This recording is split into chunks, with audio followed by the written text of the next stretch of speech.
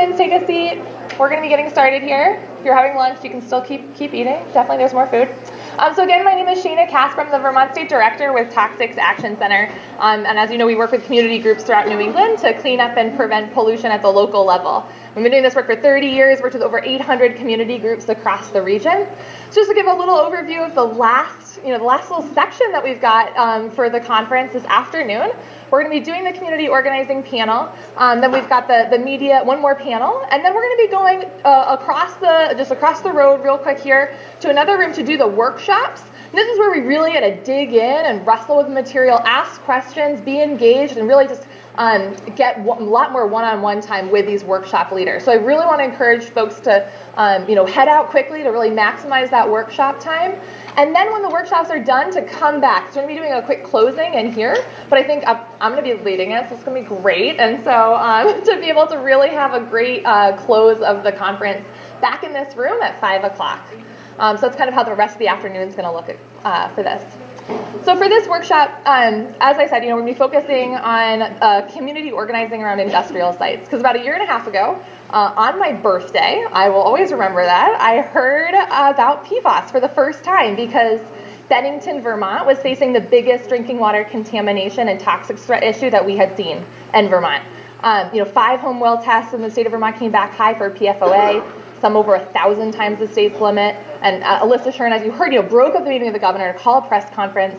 So I quickly canceled my birthday plans, hopped in my car, drove down to Bennington, where I met hundreds of people gathered in this firehouse on a Friday night who were now terrified that the water that they had been drinking their entire lives, that they put in their baby's formula, that they had watered their gardens with, put in their tomato sauce, put in their pickles, in their maple syrup, was now contaminated with a chemical that they had never heard of before.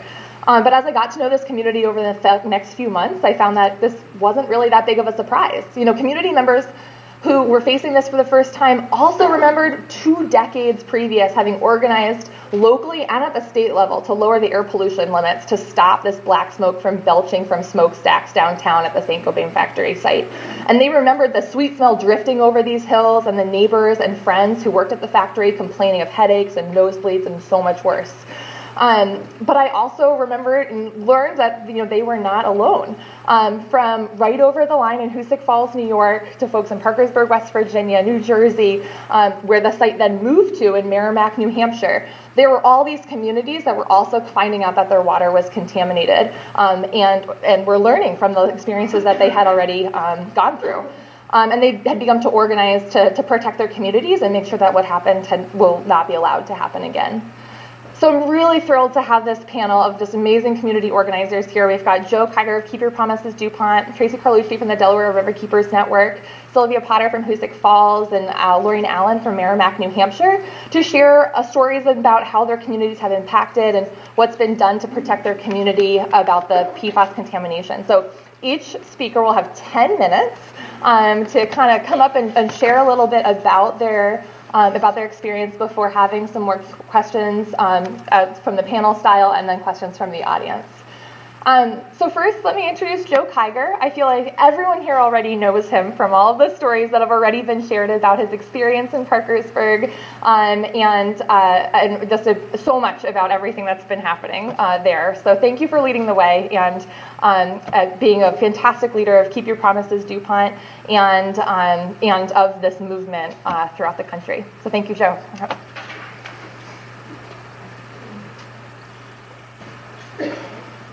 The conferences I've been to, there's always somebody behind the scenes.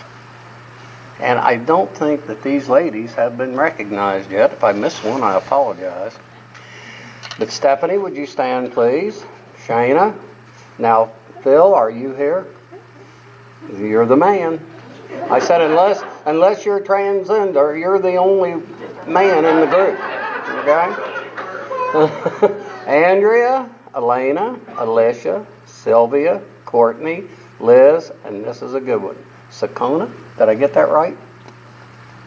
Is that anybody's part of it? Huh?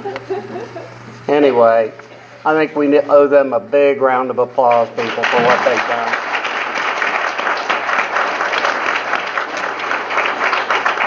They told me I had 10 minutes, so I'm going to have to kind of double talk and go through this, because how do you cram 17 years into 10 minutes?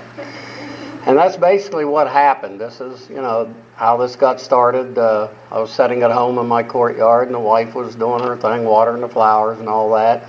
And we received a bill, water bill. And in the process, the wife come over and handed it to us, said this paper was in there. And I said, well, what? She says, I don't know. She says, about some chemical in the water. And I said, oh, by the way, now that I'm thinking about it, I'm sorry, I was remiss. I understand is there DuPont people in here? 3M people? Oh, come on, don't you? Oh, people representing, I'm sorry, I should have rephrased that. Is there any representatives here? Come on. Okay, that's all right. You may want to come over to our side before the day's over with. We're good. Okay? But, sitting there, she handed me the letter, and the letter said something about a chemical being in the plant, or being in our water. And this is a letter. This is the original letter that started this whole thing. Reason you're sitting here.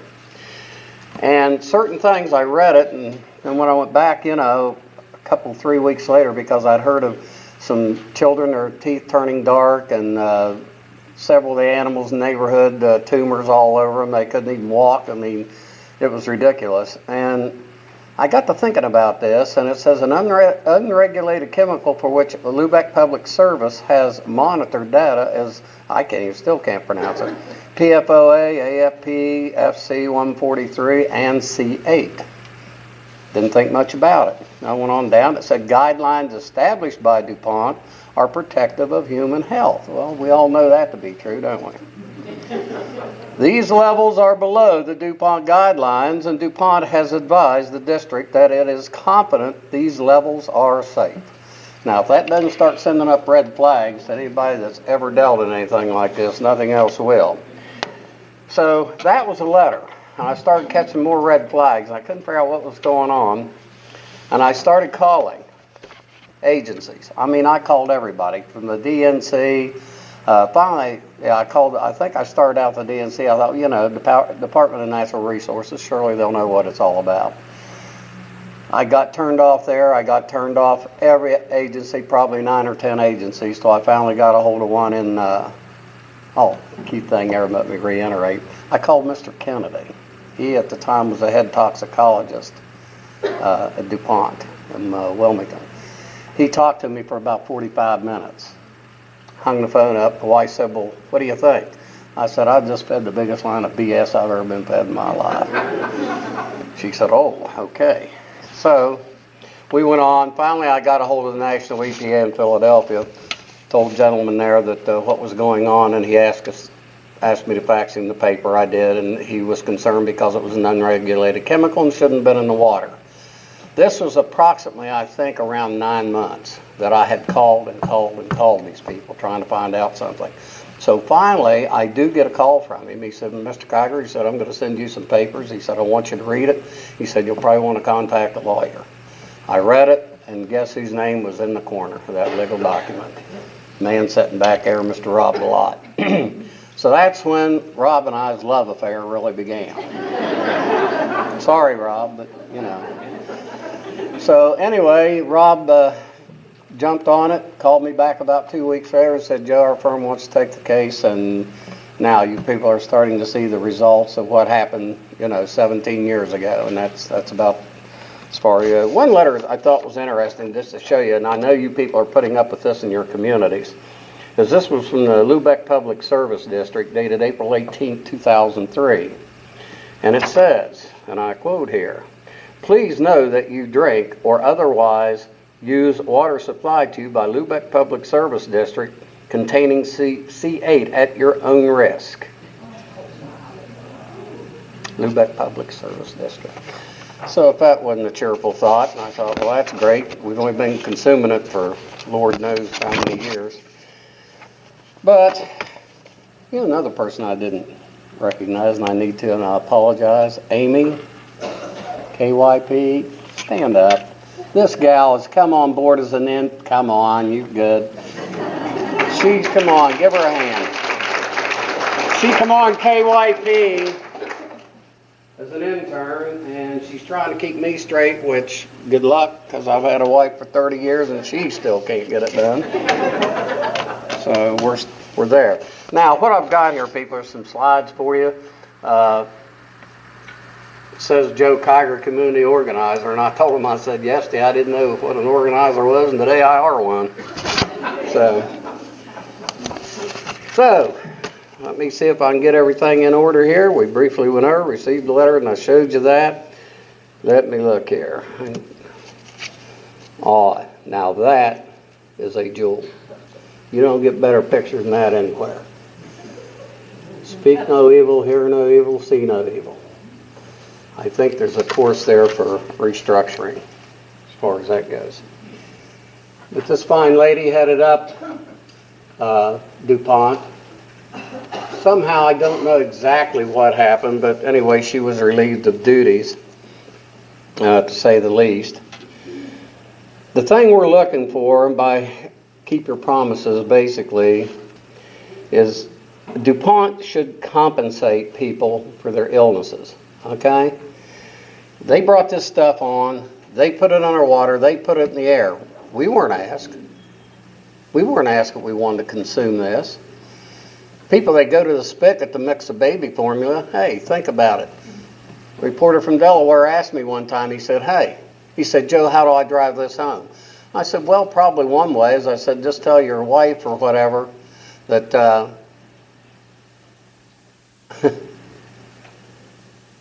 when you go to that spigot to draw water for that baby formula, think about what you're doing. The guy said, oh my God. He got up right in the middle of our interview, goes, gets his phone and said, honey, don't even think about using that water. Go get bottled water. And he was from Delaware. DuPont should fund and effectively administer a medical monitoring program for residents of the Mid-Ohio Valley. Now, we are into, we got a real problem here with medical monitoring situation. We do have a program, or they do, I should say. There was $235 million set aside for medical monitoring.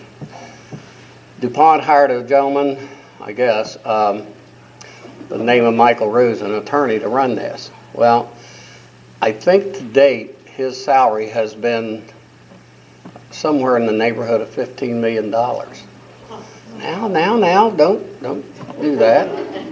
Because out of that, what he worked for out of that $15 million, he has dispersed $850,000 out of 800, or 800, yeah, 800,000. He's dispersed $850,000 out of $235 million. So he's working on it. He's working on it. The salary like that, I think he's down to, I think they've cut him back to about $186,000 a month now. And thus far, there's thousands of people out there that have not been touched by medical monitoring. So that's another thing. DuPont should filter the drinking water until they get it down to zero detectable. It's not good. And another example I use, and I always get myself in trouble by it, but they say a teaspoon of this stuff in an Olympic-sized swimming pool is toxic. A teaspoon. We'll bump it up to a tablespoon. If I invited you over to my house one night to swim in a pool that I don't have and told you to bring your kids, and I dumped a half a gallon of arsenic in that pool or more and let you get in and swim around in it, knowing full well that it had arsenic in it. In my book, that's criminal intent. I don't know. I think that's the way NCIS or whatever determines it. Criminal intent. Not right, people. I'll leave that for continuing thought process. Let's see what else we got here. Building the campaign shareholders meeting. This was good. Community members greet shareholders at the entrance of the DuPont shareholders meeting. Made a trip up there, passed out the bottled water that had a label on it, Parkersburg C8 water. It's funny, none of them would take it. I don't know why. I mean, you wouldn't turn down a free bottle of water, right? Gaining traction downriver, yes. More testing needs to be done. They're finding out this is into the water. It's going down Covington, Kentucky, places down in that area. They've also found C8 danger zones, as you see here, where it is more, building up and getting more toxic. This stuff, when you put it in the ground in injection wells, and you go in and burn it off at night, which they have since stopped, to my understanding, which I hope they have. People wonder, they go out and mow their grass and they see this dust, they just think it's dust. No, it's not. You stop and think. We know for a fact, and I know for a fact, because I live a mile from the DuPont plant. And we put up with this for years. The water, everybody says, well, we got a filter. Thank God we did. We probably got some of the best water in the country right now, because it's not only filtered by the Lubec Public Service, but also by carbon filters by DuPont. So, it's got to have a filtration system, and now this stuff is spreading out and going down. Okay, expanding internationally, we are now there's a situation now in, I believe it's Dordrecht, Netherlands. Italy is now after them. And there was one other country I was trying to think about here, but I was very upset in doing it, But KYP got involved internationally to bring awareness and strategies for fighting back the Dutch elected officials, activists, and organizations.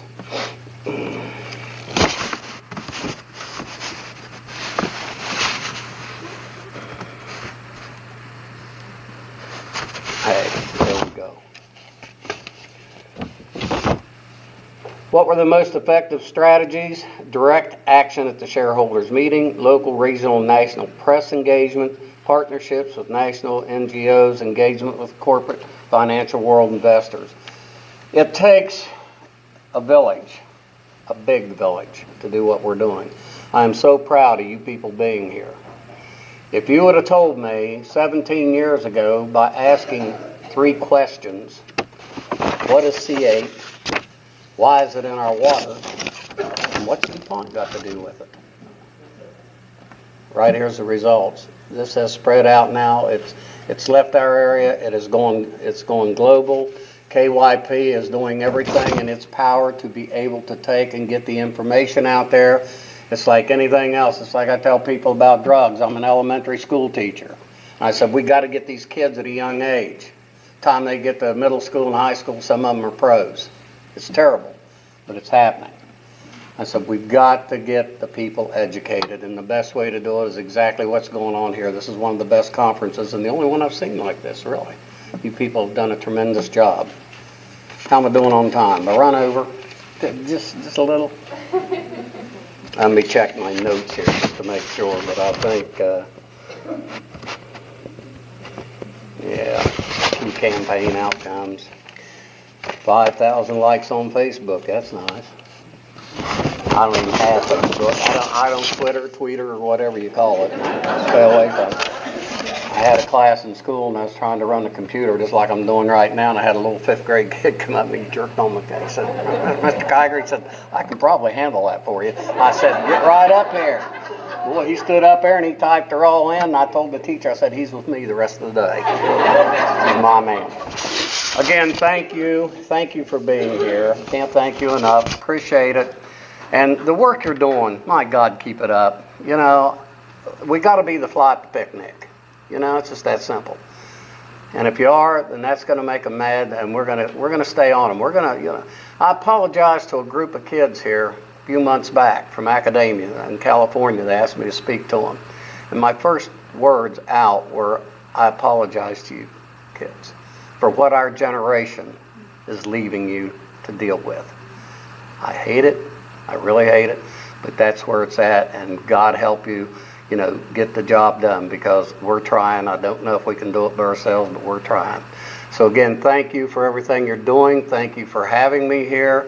I appreciate everything, and boy, I'd love to be able to see the end of this in my lifetime, but you gentlemen and ladies know that's not going to happen. Thank you so much.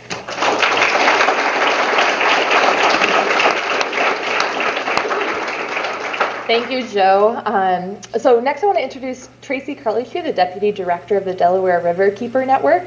where she's been an environmental advocate since 1989, working throughout the Delaware River watershed in Pennsylvania and New Jersey, New York, and Delaware, where she's been working for over a decade advocating for getting attention and monitoring this contamination in the area, building coalitions and more. So thank you, Tracy.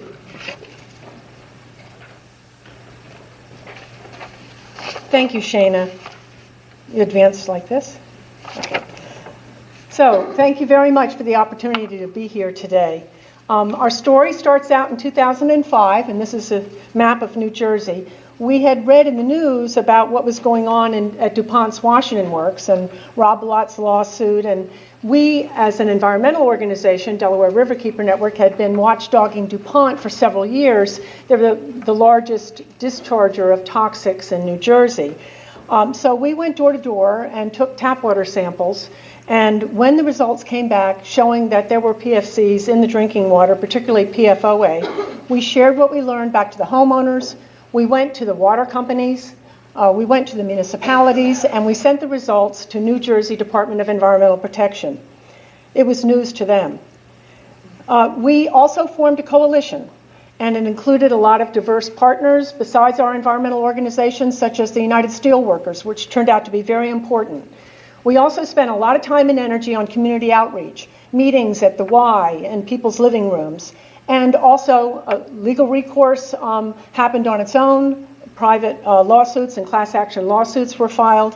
And we've concentrated on moving government to get the stuff out of our drinking water and then to clean up the source of the pollution. We also dug into the research. So in the next couple of years, 2006 and 2007, DEP did respond by doing an occurrence study. And they found 19 of the 23 sampled water suppliers had PFCs in the water. They issued a guidance level of 0.04 parts per billion, and while our coalition continued to work to get more awareness to what the problem was going on, particularly statewide, to clean up the drinking water in the area immediately around Deepwater, New Jersey, which is on the Delaware River and the location of the Chambers Works facility. And we also worked very hard to continue to engage those entities, such as the Drinking Water Quality Institute, which was responsible under the Safe Drinking Water Act in New Jersey to promulgate maximum contaminant levels, or to recommend maximum contaminant levels to DEP. So while this was going on, finally in 2009, there had been a drinking water cleanup in the area around Deepwater. There was replacement water that had been supplied by DuPont, but DuPont and the New Jersey Chemistry Council were full bore trying to interfere with the Drinking Water Quality Institute process. They threw fake scientists at us. They threw a huge amount of political power behind the scenes, a lot of muscle behind the scenes to try to stop New Jersey from moving ahead through the Drinking Water Quality Institute to recommend an MCL for PFOA.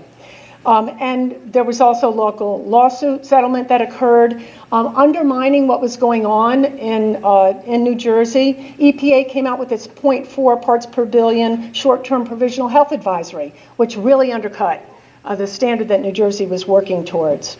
And of course, also by that time, New Jersey DEP scientist Gloria Post and her colleagues had published a seminal paper on PFOA. So there was a lot happening, and on the eve of the Drinking Water Quality Institute making the recommendation for an MCL for PFOA, the Drinking Water Quality Institute was shut down by the new governor, Governor Chris Christie. It stayed closed for 4 years. I'll move ahead to 2013. After several unsuccessful attempts through public records request for us to receive the results of the second sampling that was done by DEP of drinking water, wider sampling, drinking water supplies in New Jersey, we finally got the data. It was a shocker. There was even wider contamination than we knew before, than was disclosed in the first report. And basically, it amounted to a disgraceful cover-up. We shouted this from the rooftops. No one knew, of course, they had been drinking contaminated water. And it was particularly shocking for one town, Paulsboro, on the Delaware River, which had the highest of any PVC in raw groundwater throughout the entire state. As a matter of fact, when we looked into it, we could not find a higher level of PFNA or C9 in any water reported throughout the entire world. So there was public outrage over this. Again, we went to the press, we held meetings, we stood on street corners and talked about this to try to get attention to it. And there was a response. The public responded and came out to meetings. This was an environmental justice community. It fit the definition of environmental justice community under the EPA and under New Jersey's Environmental Justice Commission. And people were really upset because they realized they had been drinking this water for a very long time. We looked into it and had done our research through mainly the EPA website and then some other private websites, and found out that Solvay, a plastics manufacturer only 2 miles from Paulsboro, was the largest user and the largest discharger of PFNA or C9 in the world, in the United States. So the borough of Paulsboro filed a notice of intent to sue Solvay. Their attorney sent a letter to the governor, and that did the trick. In 2014, the New Jersey Drinking Water Quality Institute was reconvened, and it was given a directed agenda to develop a maximum contaminant level or a safe drinking water standard for PFNA, for PFOA, and for PFOS. Now, of course, by this time we had the C8 reports, and there were many more scientific studies out. There was private lawsuits brought by Mark Cooker and others in the Paulsboro area. And the CDC had granted New Jersey Department of Health a multi-million-dollar grant to put together a biomonitoring commission for PFCs in New Jersey. By 2015, a maximum contaminant level recommendation of 13 parts per trillion for PFNA was recommended by New Jersey Drinking Water Quality Institute. New Jersey DEP independently adopted an interim groundwater criteria of 10 parts per trillion to enable the cleanup by Solvay under the RCRA program, really driven by the rear guard at DEP, who wanted to get this site cleaned up. And of course, the UCMR3 data came out that just started leaking out. And DRN also engaged scientific experts such as Farden Olei, who brought us worlds ahead in terms of understanding what was going on. And we commented on the MCL. As a matter of fact, we recommended a lower level than what was recommended by New Jersey Drinking Water Quality Institute. So 2016, moving ahead quickly, primarily as a result of the UCMR3 data, we learned there are many more places, many more locations contaminated with PFCs in New Jersey, in our watershed states. As Shana said in the beginning, that's New York, Pennsylvania, New Jersey, and Delaware. We work in all 4 states. And then, of course, nationally, which brought most of us here to this conference today. And this has it really ignited a crisis in Pennsylvania, for instance. You heard about that yesterday, Bucks and Montgomery County around the military bases, but also in New Jersey, the Joint Base McGuire-Dix and Lakehurst military facility. Contamination is just emerging around there. Their water system did not reach the threshold for testing under the UCMR3 rule. So they're just finding it out because they have individual water wells and small municipal water wells that are now finding out are contaminated with PFOS as well as PFOA. So as our advocacy of course, we've had to continue that and make sure that the MCL process has moved ahead. As a matter of fact, the problem that we've had in New Jersey is that even though the Drinking Water Quality Institute and the science is moving ahead, New Jersey DEP has been sitting on its hands. As a matter of fact, after the MCL for PFNA was recommended, it's been 2 years. And New Jersey DEP has not yet promulgated rulemaking in order to make it a mandatory MCL across the state. It's disgraceful. Now, as far as today, in February of 2017, the Drinking Water Quality Institute recommended an MCL for PFOA of 14 parts per trillion. Again, Dr. Farden Olei did an analysis for us, and we recommend between 1 and 6 parts per trillion maximum. And We, of course, throughout New Jersey have become much more aware of this, mainly because of the UCMR3 data, but probably the most, what you could say would be arguably the most comprehensive report on PFOA to date accompanied that recommended MCL by the Drinking Water Quality Institute. And this has helped us a lot, and I think it's helped us a lot to continue our advocacy pressure on DEP to actually promulgate a rulemaking. Also, New Jersey has put forward PFNA to be added to the hazardous substances list under the Spill Compensation Act, which is something we recommended back in 2006. They've done that. They had an interim standard they already adopted for PFNA. They now have put it in as a permanent standard for PFNA under the groundwater quality standards as well. So this will help in terms of cleaning up the pollution. Now, we have a lot of work yet to do.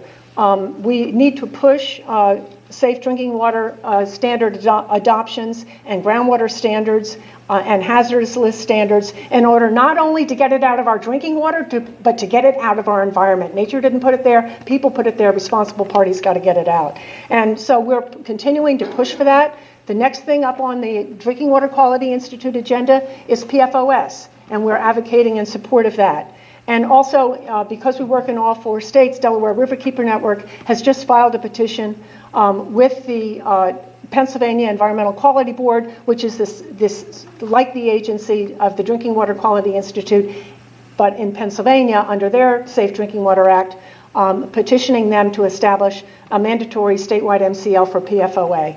So that's where we are now. It's been frustrating, but also it's been very engaging. Probably the most important thing that my organization has learned from this is that the community is what grounds you, and the community is what also gives you the energy to keep going. The most important things that we see that we still need to do up here, not time to discuss them, but I thought maybe we could use it as points of discussion, are all things that need to involve the community. And even though we did have a petition filed with ATSDR, for instance, for a public health assessment, there still is very little community engagement from that. Even though there is a biomonitoring commission, we don't have the health studies yet. We don't have the blood sampling yet. We don't have a good health registry that tracks what the diseases are that people are suffering as a result of exposure to high levels of PFCs in New Jersey. Thank you.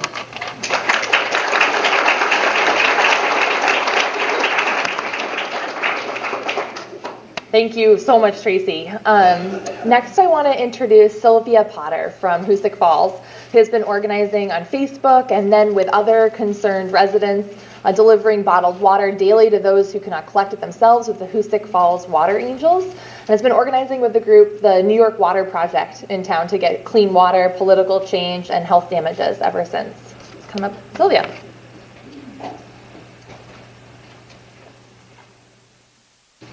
Hi, thank you for inviting us, Shana.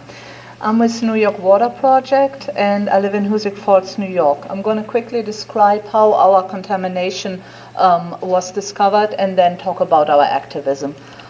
In 2014, a resident of Hoosick Falls acted on a nagging suspicion and had his own tap water and water from 2 other public locations privately tested. The results came back, showed PFOA contamination. He brought this to the attention of village officials, and then nothing happened for about a year and a half. As far as informing the public, there was a failure on all levels of government. In November 2015, upon urging from our regional EPA director, the information finally went public. And overnight, people were hit with the information that our water is contaminated and that we should stop drinking it. And we were provided bottled water.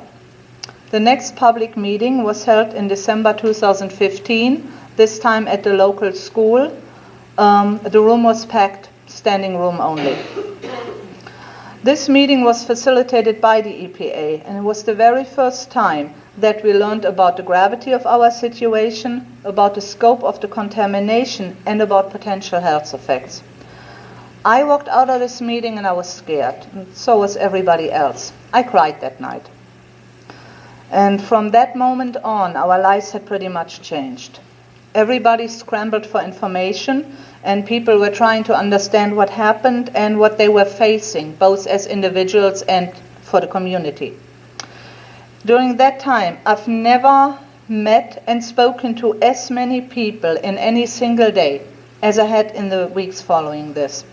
We picked up our daily ration of bottled water, and we spoke with people. And the topic was water. When we went to the post office, people that I had never met before talked to me about the water. Water was the daily topic on our kids' school bus. Most people during that time expressed anger and fear, but they also emphasized that we need to do something. However, that something was largely undefined. Facebook groups with PFOA as the main topic popped up like mushrooms overnight. Every day there was a new small interest group. People were exchanging their personal feelings, they shared information, and also for many, for the first time ever, they shared information about public meetings. They shared dates and times of upcoming village board meetings. Those meetings usually were not well attended in the past. What's there to discuss with village board meeting? This time packed. The board meetings were moved to a larger location to accommodate all the people. And people became active on Facebook. In January 2016, Erin Brockovich, held a meeting. But she couldn't hold it in Hoosick Falls. They would not let her rent space to hold a meeting in Hoosick Falls. And we had the impression that our elected officials still thought they could quietly make this go away. So we went to Bennington. Erin's meeting was held at the Bennington College, and again people showed up. The room was packed. She spoke about her experience as an activist. She gave people room to voice their concerns and also explained from her experience what we could expect to happen should we choose to become active and to make ourselves heard. Now, having to hold that meeting in a neighboring town was only a small warning flag, and it was only a precursor of many things to come. During that meeting, something crucial happened. People started talking action. I met with Michelle O'Leary, founder of the Water Angels, and I joined her efforts. See, in their haste to quickly appease the public by providing free bottled water, our village officials had forgotten about people who were not ambulatory. Michelle had brought it to their attention many, many times, but nothing happened. So for 8 months, the Water Angels delivered water to people who could not get it themselves, to the elderly, and to a nursing home. And many more public meetings during that time followed, with many more fruitless talks. A lot of meetings were facilitated by several law firms. People showed up, and they continued their Facebook war games. That wasn't enough. In May 2016, some of us regulars at the meetings, the ones that attended all the meetings, that stayed late, that talked afterwards, we decided that leaving things in the hands of officials and waiting for them to sort it out wouldn't do. So Michelle Baker, another member of our group, rented a place. We decided on a time, put time and place of this meeting into every PFOA local Facebook group we could find, and then we met. A couple hundred people showed. A local politician also showed. He gave a brief speech in which he expressed outrage about the situation and promised support. The energy was great. The need for action was expressed. People even signed on our email list. Of that large group, a handful remained. We met again, and this time we talked action. We identified what each person could bring to the table, and then we split the work. We reached out to an advocacy group, the Environmental Advocates of New York, and we identified some key problems that needed to be addressed. We also understood from the beginning that media attention is crucial in keeping pressure on local and state officials. 2016 was a really busy year for us. We pushed for hearings. We pushed for a statute of limitations bill that would allow people who become sick long after the contamination was discovered to seek recourse. And we protested a lot. We went to the Capitol, held protests, called out to our situation, and held press conferences. We addressed each issue individually, developed an action plan, then informed the press. We used social media to coordinate our efforts. And we tried to involve those in the community that didn't want to be in front of a camera or that simply couldn't travel with us. We asked them to call and email politicians. On Facebook, we published a list of politicians we were targeting at any specific moment and gave out their contact information and asked people to support us. And we knew we had limited resources, limited manpower, so we also tried to coordinate those calls. For example, Group 1 would call politician A between the hours of 10 a.m. and 4 p.m. The next group would target another politician. Our goal was to tie up their lines and make sure that the only thing they would hear on that day was Hoosick Falls. We got our statute of limitations bills, protects all New Yorkers. We got it in July. They went fast, we thought. At first, the governor didn't sign it. Took longer than usual, so we went back to the phones. It got signed. In the fall of 2016, a series of 3 hearings started, and we were thinking, they're too accommodating. What is it that they don't want to give us? As a direct result of those hearings, a Drinking Water Quality Council for New York State was formed. Currently, we're advocating for a constitutional amendment for a right to clean air and clean water in New York State. 2 of our children are featured in ads that call attention to this. We hope we're going to get that too. We did realize early on that there's strength in numbers. We formed coalitions across the state. We connected with people in Petersburg, in Newburgh, talked to people in Hudson, and we tried to support their causes and gather support from them. We also talked to people in other affected areas across the country. We met with mothers from Flint, Michigan, and as a bit of a surprise to us, even people from Australia, Norway, and the Netherlands reached out to us. We also reached out to people that have dealt with this kind of things before, and we asked for advice and support. We talked to Toxics Action Center, of course, to the Environmental Advocates of New York, who have had our back since the beginning and who helped us coordinate all our public actions and conferences. We reached out to Robert Bilott, you know him as the Pond's worst nightmare. Judith Eng, the former EPA regional director, is a strong supporter of us. Peter Ivanovich, the former DEC commissioner, and of course Aaron Brockovich. And we also realized recognition is key. The squeaky wheel gets the grease.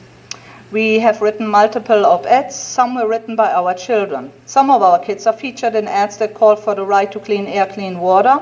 Our group is featured in an upcoming documentary. We're given a chapter in a book, and we've been the topic of several collegiate theses. As far as press coverage, additionally to all local media, we've also been featured in Politico, New York Times, The Washington Post, Wall Street Journal, Bloomberg, the New York Daily News, the New York Post, People magazines, and lastly, the Rolling Stone magazine. We have done a lot and we've been heard a lot, but it isn't enough. It's never enough. Hoosick Falls still doesn't have a clean water source, and we still don't have medical monitoring, and we're afraid that in the current political climate we need to get a lot louder for a lot longer than we had planned.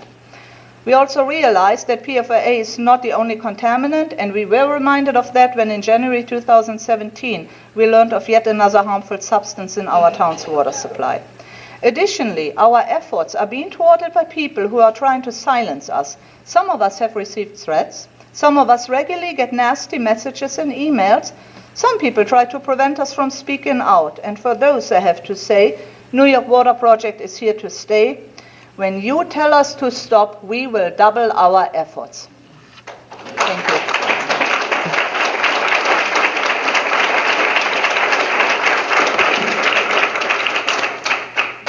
Thank you, Sylvia. And finally, I want to introduce Laureen Allen, a social worker from Merrimack, New Hampshire, who just last year discovered that their water had been, contaminated with PFOA via air emissions, and just has been organizing with residents of Merrimack Citizens for Clean Water ever since. Come on up, Laureen.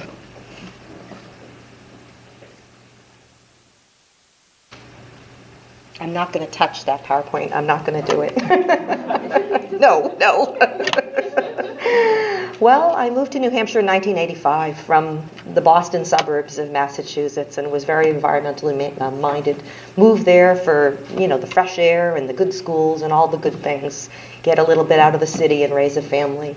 had 2 kids, loved the community, and somewhere in the 80s became aware of this company at that point called ChemFab that was in town. Heard from some people in town that there used to be we had a new landfill, and then I said, oh, where was the old landfill? The old landfill had been closed. In those days they didn't line them.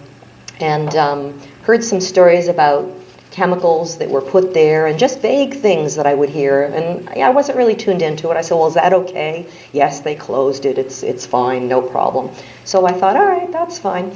So on we go in Merrimack, good old New Hampshire, live free and or die, whatever way you want to see it.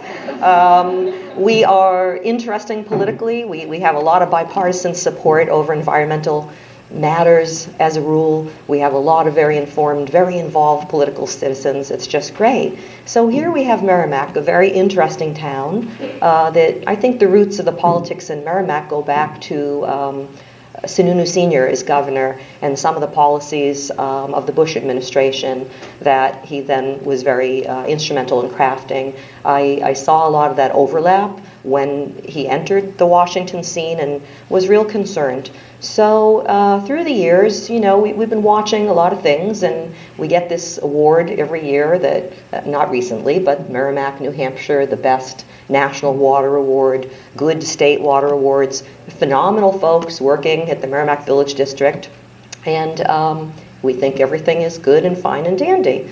So last year we find out in March that after Hoosick Falls and Bennington went through what they went through, St. Gobain, I think they were a little bit on watch. So they had reported a water testing to the state from their own faucets. And we didn't know really what that meant. We were kind of like in the town, well, what does that mean? Do they have to test their faucets because they use certain chemicals? Well, do they have public water? Do they filter their water? So we were just kind of a little perplexed initially about this, what this meant to us.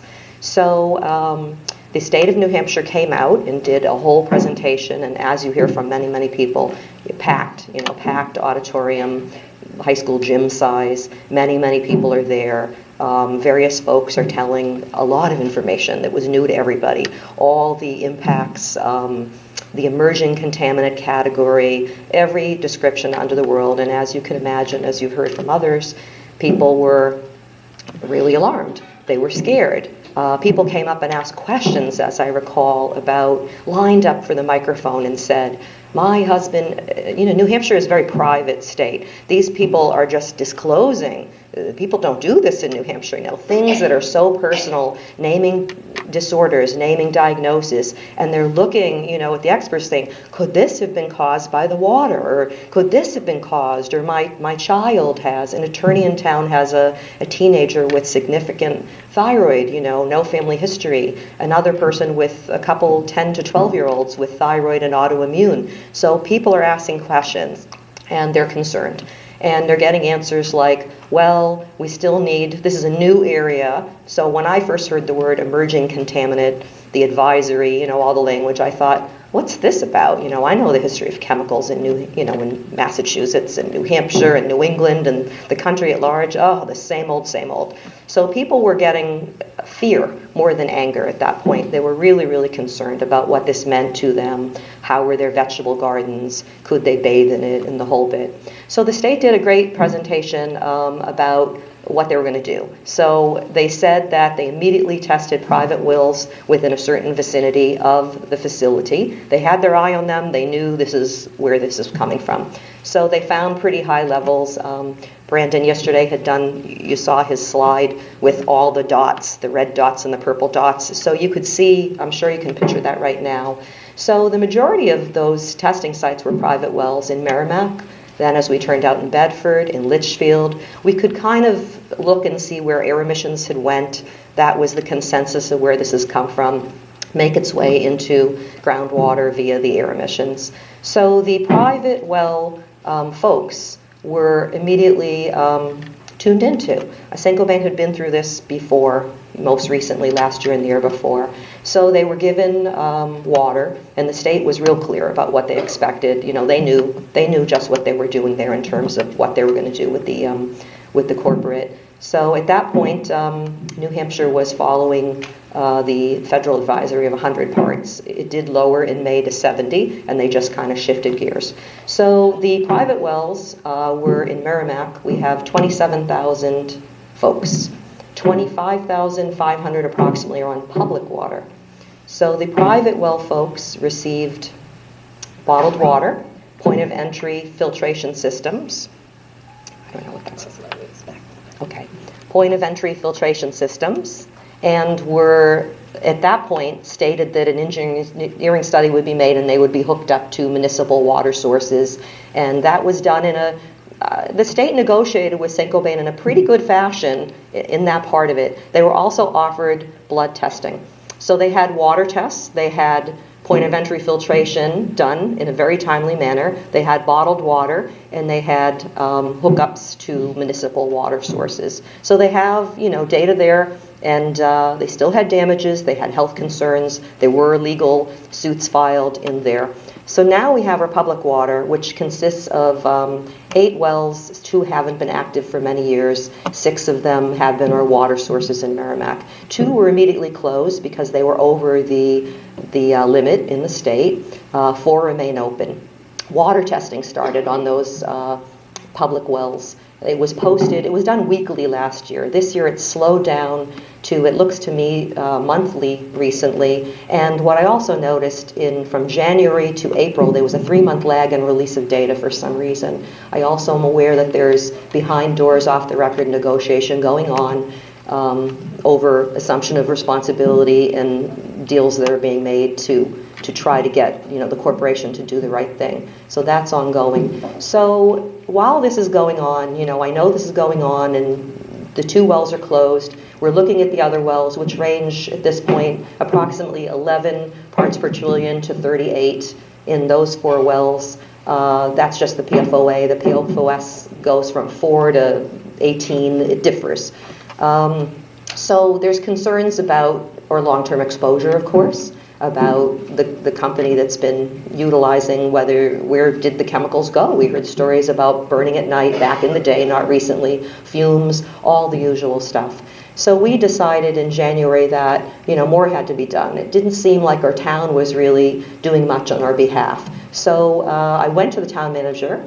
I brought her some information about the concerns we had, the needs of the community, the organization that we had started, Citizens for Clean Water, and I also was pretty upfront about research that had been pulled together by New Hampshire Safe Water Alliance, a phenomenal, tireless senator who's here, Mindy Messner, who has just been amazing at giving resources. Told them that I was coming to a conference in March and gave them a packet of why the current advisories were of concern to us and what our long-term concerns were. I was invited to come with Carol DePiro, who's here, to a town council meeting.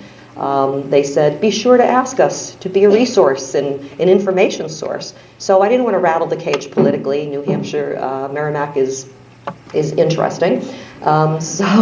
So I used words like education and information. I kept the advocate word out of it. I was being very careful. I was calling people from the Parks and Recreation Department, the Water Department, every little board and commission that I could imagine, looking for allies. Did you know? What do you think about this? And finding, oh, well, everything's fine. The federal government says we're fine. No, we're an ally. We go to the town meeting. We were publicly crucified. I think it was a setup. They were very welcoming. Oh, come in. Be sure to ask this. Be sure to ask that. I got an email 2 days before suggesting things I might want to talk about. Before I finished introductions, they were glaring at us and waving their fingers and saying, don't use words like contamination. The water here is fine. And it was absolutely horrifying. So we've come to realize at that point we regrouped and said, well, what are we going to do here? What are we going to do? Where are we going to put our efforts? We have unable to have access to blood testing. Obviously, we don't have health monitoring. We have a lot of folks in town on public water who have concerns. Reached out through the town to Department of Health and Human Services last fall, who did say they would do a 200 random sampling, mail-out sampling in town of the 25,500 people. My understanding is from October to now, it is just being wrapped up and results should be out at some point.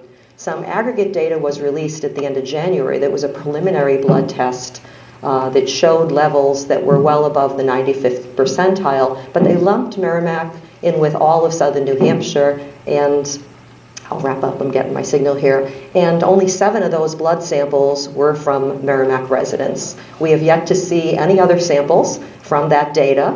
The funding source behind the scenes, but part of their liability is Saint-Gobain. So their access is there to all the data, our access is not. We are launching the end of next week a citizen-led health survey to gather voices and data. I have slips of paper in my desk that you wouldn't believe from people who call me and message me and email me. Let me tell you my story. This is what my kid has. This is what my husband has. Do you think, giving so much advice, trying to do an info website to direct people to, the same questions are there. So my concern is that the public water customers, where are we? Those wells, responsibility has not been assumed for those wells. Filtration is not there. They've partially funded an exploratory survey to look at that, but there's a lot more I could say on that. But we are out of time. So I am just going to say it's been very, very difficult, working with a corporation in our town when our own town government and representatives do not go to bat for us. They wrote a letter to Concord just a few weeks ago that someone there nicely sent me, stating that they are all for the federal levels and do not believe we need more protective laws in New Hampshire. This is the town where this corporation resides. Yes, the old chemicals are phased out. There are new chemicals there. They're still in performance plastics. What are they using? Trade secrets. So we're not going anywhere. We're here, but we need help. If anyone wants to kind of give us some of your resources, we would love them. We're a lean state. So thank you.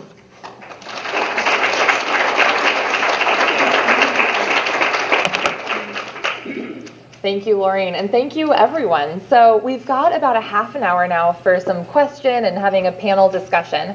And so definitely want to encourage you guys to talk amongst yourselves as well. And so if you just push the button on the bottom of the microphone, it turns your microphone on and off, so to not have them all on at once or something like that. So just to start with the first question, I think you teed us up very nicely there of just, what do you think is the difference in terms of accomplishing the water cleanup, getting the blood tests, between the military sites that we heard about yesterday and a private company being the responsible party?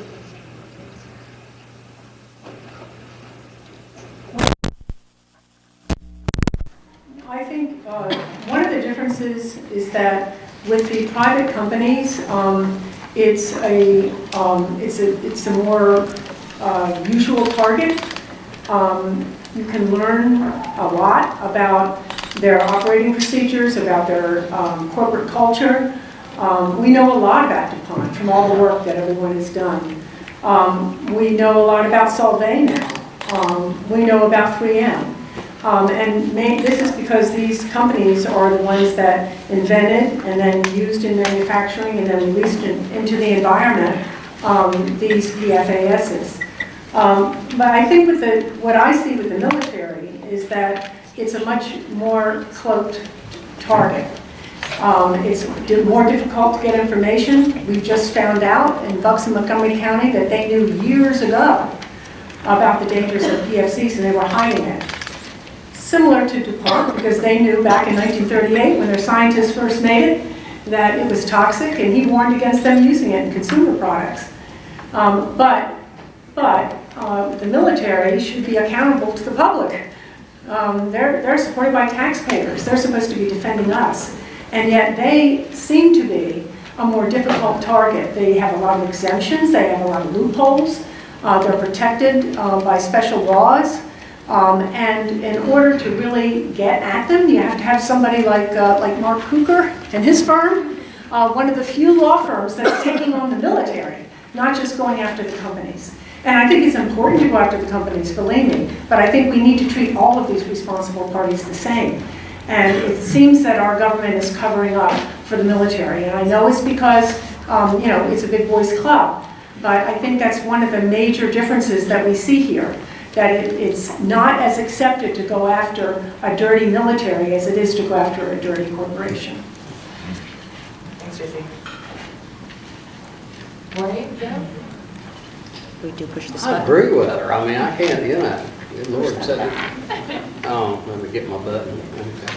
I totally agree with her, what she's saying. And, where do you go? Even though you go in the military, like she says, you've got your problems there as well as you do in the private sector also. So, I'm not going to add a whole lot to that. The fact of what she's saying is basically pretty right. I think it's difficult in communities that house a business because what I've seen from my experience is we aren't, as I heard stories from DuPont back in the day where everybody in the town worked for them, that's not really the case in Merrimack. I'm not really sure. We know one person who works for Saint-Gobain. I'm not even sure where their employees are. They've been very cloak and dagger through the years. They've kept the eyes off. As I'm finding recently, our own town government is protecting them. They are protecting them. We cannot get a person within any, even Parks and Recreation Committee, we can't get anyone on record. One town councilman said personally he believes that this is a carcinogen, it doesn't belong in his water at all. But he signed the letter of statement by the town council standing by EPA as a protective factor and such. So we have been unable to really get a handle on, exposing and bringing about what we want towards this corporation. It's been very, very difficult. There's a lot of dynamics at work. It's very complicated. Thanks, yeah. And another question is, you guys all mentioned this during your talks too, but just wanting to dig in a little bit more about where you're looking moving forward. So we've had a lot of great key campaign outcomes. I know there's a slide here somewhere about your priorities moving forward, but just wanting to spend a little bit more time digging into what you're working on in the next months and years. What I'm looking at as far as KYP, we can't continue business as usual. We've got to get outside the box. And by that I mean, our elected officials, it has to be a concentrated effort. These are the people, like, I'm impressed. I think we got a few government officials here. And I'm tickled to death. I'm saying I'm very proud of them to be here, but we have to have a room like this filled with our government officials. There's where the problem lies. We've got to get their support. They've got to wake up and say, hey, just like when we went to Wilmington and these places, we put the bottled water down there. They wouldn't drink it. Again, this is where the reality, bites them in the butt. So, I think they may have a point here. So, like I say, the business as usual is going to be insufficient as far as, helping these communities and things out. Well, I agree. On the large scale, we need a much more precautionary stance. We cannot chase each single chemical out of 80,000 chemicals. We need to mandate whatever goes in the water has to be taken out of the water prior to people consuming it. On the small scale, as far as Hoosick Falls is concerned, our most prominent concern is getting a new clean water source. And medical monitoring.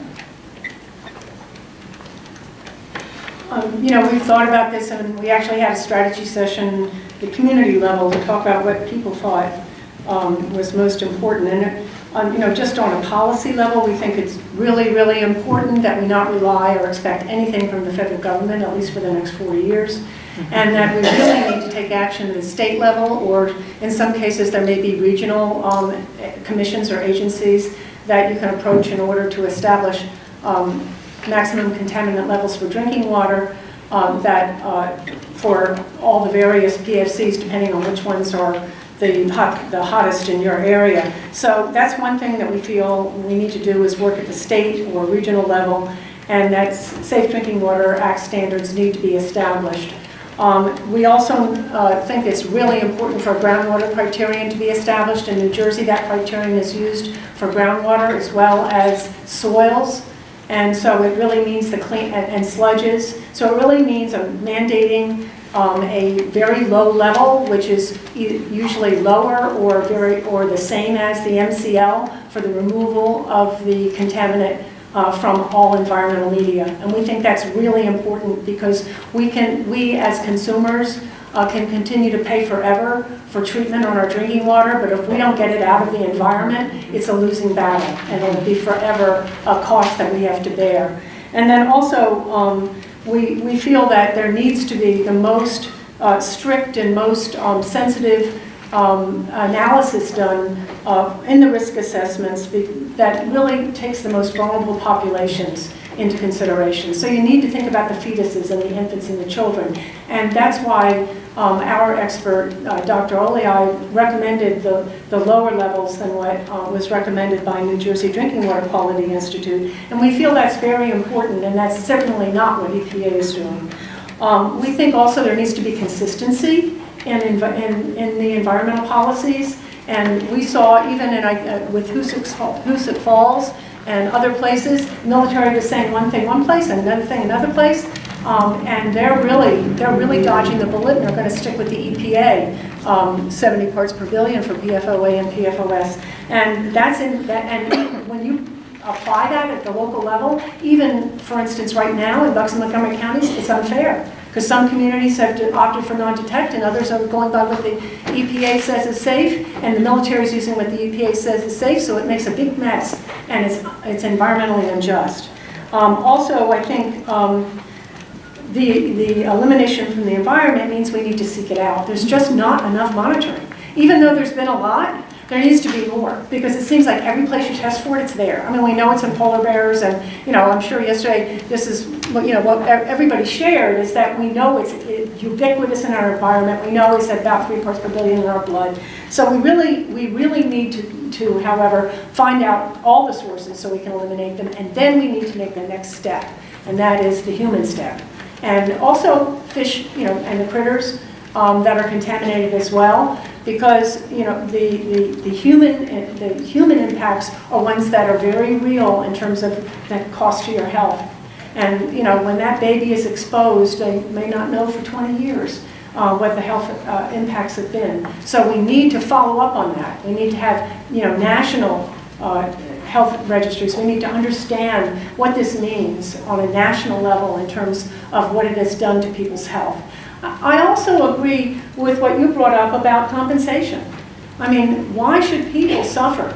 And why should people be dragged down economically and spiritually by what's going on to their bodies as a result of what somebody else trespassed there with? So I think doing the blood sampling and then doing the health studies to find out what this stuff has done to people is really another important thing. And we will continue to work on all these things. It's not just the next couple months. The next couple of months, we're continuing to beat DEP over the head to try to get the MCL for PFNA and PFOA and then move ahead. But all these things are really important, and I'm sure others have something to contribute. I think what you're talking about is standards, standards. What I heard this morning was from Bennington, that the same corporation that we have in Merrimack, New Hampshire, access water and point of entry and hook up to eventual cleaner water, anyone over 20 parts per trillion. That really stunned me, and it made me angry, because in New Hampshire, our blended water from all our private or public wells that are open right now are coming in best case scenario, given the benefit of the doubt, 30 parts per trillion with the blending of 4 wells. Now in Bennington, the same corporation said, okay, we'll take care of it over 20. In New Hampshire, they're not taking care of it unless it's over 70 right now, and our public wells are still closed, no assumption of responsibility. A citizen with excellent health plan and the best doctor you could imagine, everybody I could find the poster child of this, cannot go to their physician and order a blood test. We cannot do it. We tried. We contacted the very lab that draws the blood for the state tests. We said, hey, wouldn't you like to make some money? We'll pay out of pocket. The test, they assured us, was the same sensitivity. It was not the same sensitivity. Had to pay for it anyways. We can't get the data of blood testing. We have what's called anecdotal data, but we're going to gather that as best as we can. So I would love to see, at least on a state level, and I'm going to go there with our state in the future, and ideally a national level, some kind of protocol that would be followed, because every time you turn around there's another site. It's horrible. We had a small town in New Hampshire recently that found contamination in wells. It's a lovely, lovely town. I don't know what they're feeling. And we're reinventing the wheel every time. We're spending at least 6 months tuning into the emotion and the how could this have happened to us factor. Then we have this integration that we have this vision in our head of what we do and how our life is. I know that's true for me in New Hampshire. So we now have to take this information and we have to integrate it in with our own reality. That's really hard psychologically. There's a lot of denial out there for that reason. People can't fathom what that means to them. I have many local officials who say astonishing things that I can't even get my head around. So we need some sort of a standard. We have it all. And in this room, there's everything we need, to do this. There really is. How do we pull this together and make a protocol, if you will, and link it all in some sort of coalition? That's my vision. Thank you. Thank you, guys. Yeah, so I want to open it up to questions from the audience, and in the effort of trying to continue to have conversations between community members. I know a lot of the community members have already been talking together, but I first want to see if there's other community questions for these guys. Andrea?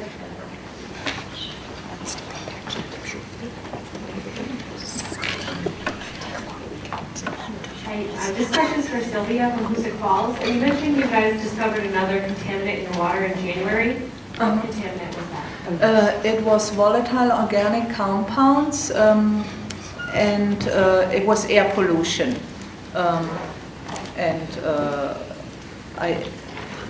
The smaller area has been affected, but it's there. And our suspicion and everybody's suspicion is these contaminants that have been found, that's just the tip of the iceberg. Yeah. We have had industrial pollution there since the Industrial Revolution. Right. We don't want to imagine what else is in there, but we do need to test for it. Great, and then just open it up for questions in general. All right, Johanna. Hi, I first want to start by just saying thank you to all of you and to the organizers here. My name is Johanna DeGraff-Reed. I now live in Vermont and work for the Vermont Public Interest Research Group, but I've also previously lived in West Virginia during the MCHM crisis, actually, when 300,000 people didn't have drinking water from their one municipal source for over 3 months. So we know that there's ongoing contaminations.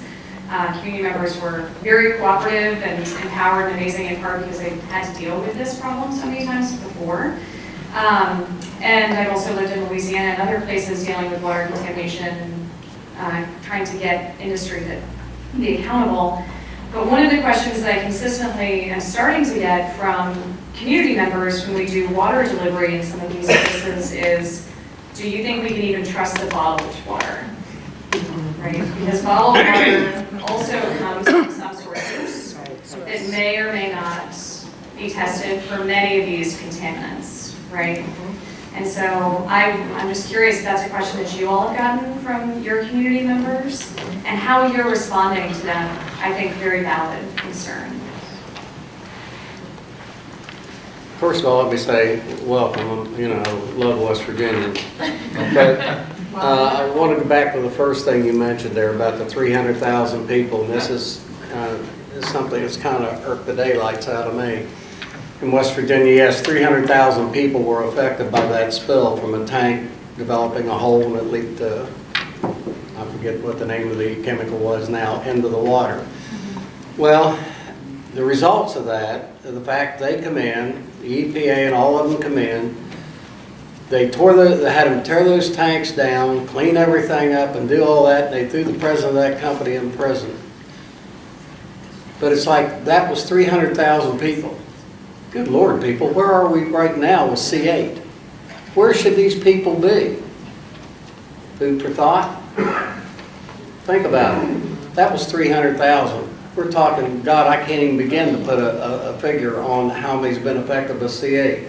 Possibly how many may be dying from C8. We don't know. We don't know.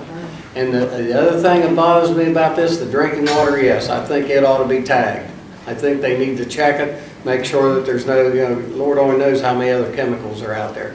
But that should be tagged. And the next thing we best watch out for is what they're trying to slide in on us is Gen X. We've got to be aware of that. I tried in 2011 to get it stopped at Washington Works. I sent a letter at that time, the president of DEP, Devereaux, And I request the fact that, for a public hearing on this stuff. Because my understanding, what I got out of it, was they were going to produce Gen X, which is diameter salts 3, at the Washington Bottom plant, DuPont, and pump the byproduct into the Ohio River for 2 years, because it was going to take them 2 years to build a filtration plant. Now, what's transpired from there, I don't know, but I'll put certain people on alert. That has been and will be checked out in the very near future, extreme near future. Thank you. Yeah, I think there's a lot of problems with bottled water, just to weigh in on that a little bit. I think, on one hand, my organization is fighting Nestle for extracting water from aquifers, and on the other hand, I'm sitting in a community meeting and everybody's donating bottles of water, to those that haven't been given it already. So I think, it's an industry that's not properly regulated. It's not as well tested or monitored as tap water. What we really need to do is make our drinking water safe. That's what we need to do. And it's fine for bottled water on an emergency basis, certainly. But we need to regulate that industry better in order to make sure that we're really drinking safe water and not just thinking that we're drinking safe water. And then we need to make our water from the tap safe.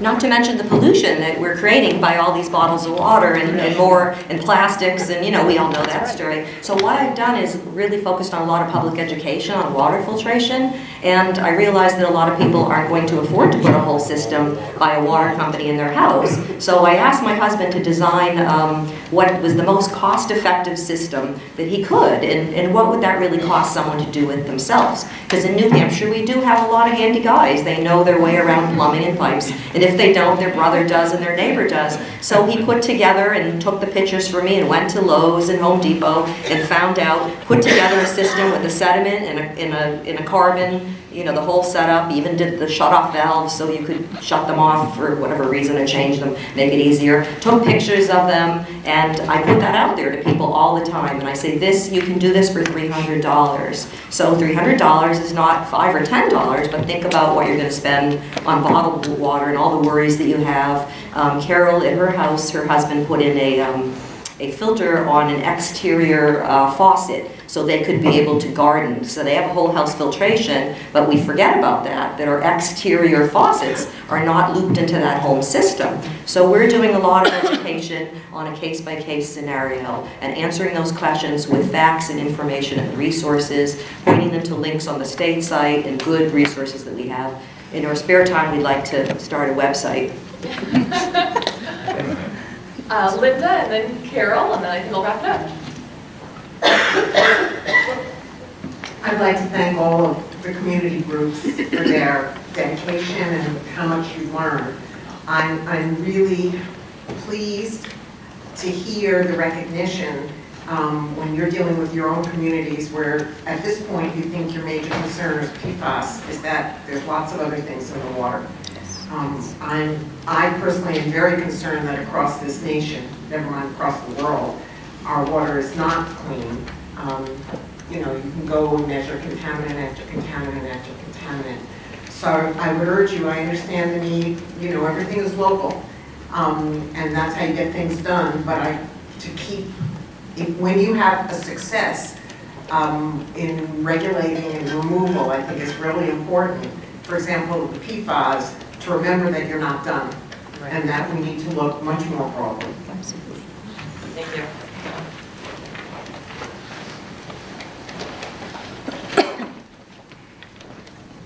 Mine's not really a question, I just wanted to tag on to what Laureen said.